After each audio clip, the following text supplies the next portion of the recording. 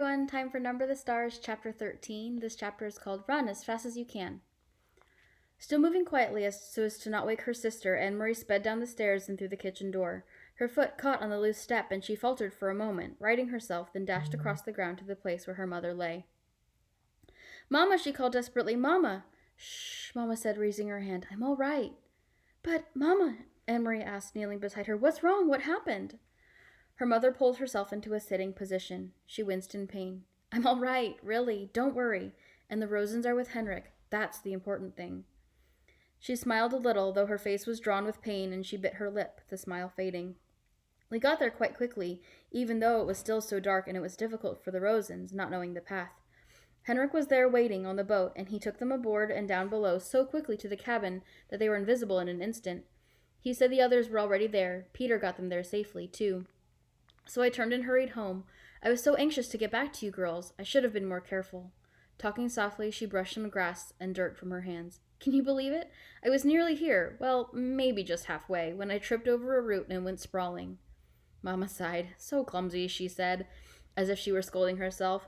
I'm afraid my ankle is broken, Anne Marie. Thank goodness it is nothing worse. An ankle mends. And I am home, and the Rosens are with Henrik.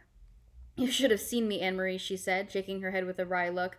Your proper mamma, crawling inch by inch. I probably looked like a crazy person. She reached for Anne Marie's arm. Here, let me lean on you. I think if you support me on this side, I can make my way up to the house. Goodness, what a clumsy fool I am. Here, let me put my arm over your shoulders. You're such a good, strong, brave girl. Now, very slowly. There. Mamma's face was white with pain. Anne Marie could see it even through the faint light of the approaching dawn. She hobbled, leaning heavily on her daughter, pausing again and again toward the house. When we get inside, I'll have a cup of tea, then we'll call the doctor. I'll tell him that I fell on the stairs. You'll have to help me wash away the grass and twigs. Here, Anne Marie, let me rest for a minute. They had reached the house, and Mamma sank down to the steps and sat. She took several deep breaths. Anne Marie sat beside her and held her hand. Mamma, I was so worried when you didn't come back.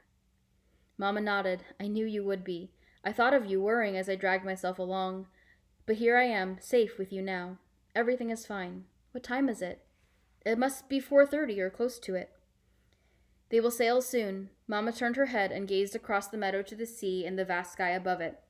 There were no stars now, only the gray, pale sky with pinkness at its border. Soon they will be safe, too. Anne Marie relaxed. She stroked her mother's hand and looked down at the discolored, swollen ankle. Mamma, what is this? She asked suddenly, reaching into the grass at the foot of the steps. Mamma looked. She gasped. Oh, my goodness, she said. Anne Marie picked it up. She recognized it now and knew what it was. It was the packet that Peter had given to Mr. Rosen. Mr. Rosen tripped on the step, remember? It must have fallen from his pocket. We'll have to save it and give it back to Peter. Anne Marie handed it to her mother. Do you know what it is? Her mother didn't answer. Her face was stricken. She looked at the path and down at her ankle. It's important, isn't it, Mamma?